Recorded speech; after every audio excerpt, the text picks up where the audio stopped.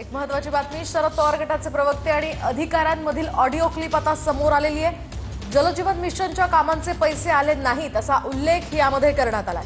तर 2024 पासून जलजीवन मिशनच्या कामांचे पैसे आले नाहीत असं अधिकाऱ्यांचं म्हणणं आहे। TV9 मराठी मात्र या ऑडिओ क्लिपची पुष्टी करत नाही। नितीन देशमुख बोलतोय। बोला बोला साहेब। ते बिचाराने आत्महत्या केली ते साहेब जलजीवन पैशाचे कसले अटकले होते हो?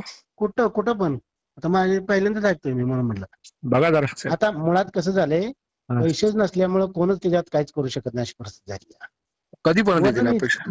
निधीच नाही ना, त्यामुळे अडचण झाली पैशाची। म्हणजे माझ्या माहितीप्रमाणे साधारण मागच्या वर्षापासून म्हणजे 2024च्या फेब्रुवारी पासून तर पैसे काय आलेले वाटत नाहीत। पैसे आहेत का सरकारकडे? द्यावं लागणार ना, आता काहीतरी करून द्यावंच लागणार, नाहीतर लोक अशात आत्महत्या करणार ना।